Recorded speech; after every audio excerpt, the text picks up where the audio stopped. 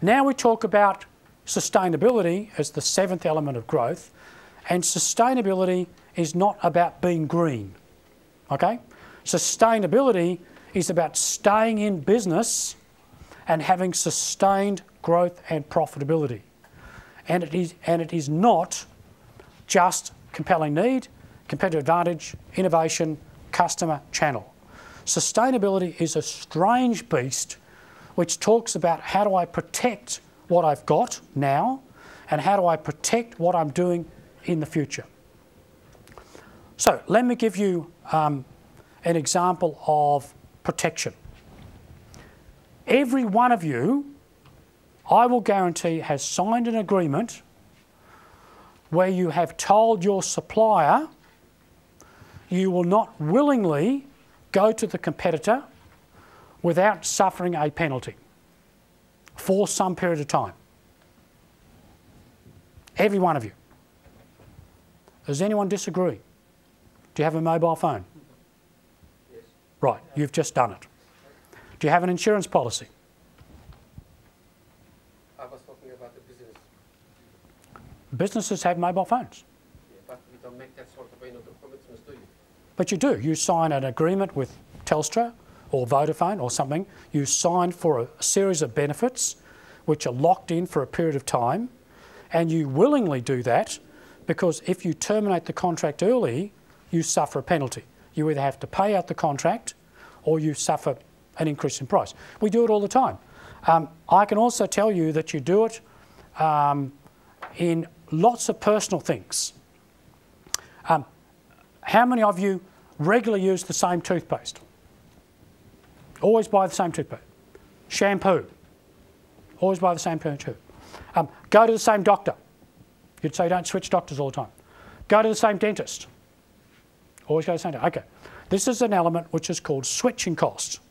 And switching cost is the element of the search time, the evaluation time, the trial use time, and the opportunity cost of getting the decision wrong. So the reason why we stay with the same bank is because it's a hassle to change all our credit cards, all our direct debits, all our mortgages and everything else. It's a lock-in strategy. The reason why we go to the same doctor, the same investment manager, the same dentist, is because we've trained them to understand us. And the last thing we want to do is go train someone else because they've built up this knowledge of us and our circumstances or our product or our personality or our psychology or physiology, and we just don't want to have to go through that hassle again. Okay, that's a switching cost. Switching costs apply in business as well. If I've built up a knowledge of your business and a network of connections within your business, and I understand what you do, and I understand which products work for you well and what I need to do to get it into your hands and make it productive, I have built up a lot of knowledge of your business. Do you as a business, for the same price, really want to go out and start all again? Okay? This is an element called engagement. So engagement is a very powerful switching cost problem in business, but it creates sustainability. When I design a product specially for you, I've locked you in. When you agree to sign a preferred supplier agreement with me, I have locked you in. When I agree to allocate capacity for you, which you can book on short-term notice, I've locked you in. When I have a loyalty scheme where you start to accumulate points to a point where the loss of those points will cause you the loss of some economic benefit, I have got a competitive advantage. I've got some element of sustainability. When I go and I find a component or an ingredient or a piece of knowledge which is essential for the ultimate solution, I own the ultimate solution. When I own the point at which you buy, the point of purchase, I own you. So if you go into Officeworks, Office Depot, and you're looking for a stapler and you filled up your shopping cart with all the other bits for your business, and you come to buy a stapler and there's a range of staplers there and they're all from the same manufacturer.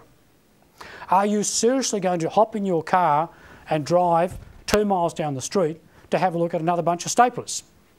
No, well, you know, they're not perfect, but that one will work for me. I own the point of purchase. That's an element of sustainability. Another element of sustainability applies to the conventional barriers to entry. Patents, trademarks, brands, licenses, copyrights, any form of regulated restriction gives you a competitive advantage which is sustainable over some period of time. In the case of patents, over a long period of time. So all of these are in the nature of what I call putting bricks in the wall to protect my business. And the more of these bricks in the wall that I can put, the greater the sustainability of my growth and my competitive advantage. So sustainability is an absolutely essential character for long-term growth traction. So, here question. Remember back to the first question, how quickly can a competitor copy what I'm doing? That is a classic sustainability question. So where is my protection? And what have I done over 1 month, 2 months, 3 months, 1 year, 2 years, 5 years to ensure that I am making it difficult for my competitors not only to take away my existing customers, but to erode my position in the marketplace? Fundamental question. What could a determined competitor do to erode your advantages? And you need to identify those and to try to put elements in place to protect it. What can you do to deny access to your customer? It's a switching cost problem. It's an agreement problem. It's an engagement problem. It's a loyalty scheme problem. These advantages can occur at the customer, at the outbound distribution channel around capacity of channel and point of purchase, at the firm, barriers to entry, economies of scale, learning curve effects, inbound channel, bringing products in from overseas and getting exclusive rights, or at the supply side, owning or controlling or getting preferred access to ingredients or components or knowledge. All of those supply. So look at the whole supply chain when you're talking about asking questions about where can we seize some small or large advantage. So here's the actions. Get engaged with the customer. Okay? What would the customer be willing to give up to get a preferred position, to get a discount, a rebate, better access, better information, better engagement with you as the supplier? It's pretty easy to do. I mean, it's just simply a trade-off. What are they willing to give up and what do they get for it? And in many cases, they've got things that they want. Well, that's okay. That's a trade. There's a theory in business which says become your customer's strategic partner. Don't supply products or processes to the customer. Solve problems for the customer. Anticipate problems the customer might have in the future and work with the customer to solve problems that are coming down the pipe. You become engaged with the customer as your customer's colleague in solution solving. You become their partner. You move away from becoming a commodity supplier. The customer that sends you a purchase order but never engages with you is probably the customer that can be easily stolen by your competitor. It's a good lesson for us. Look at IP.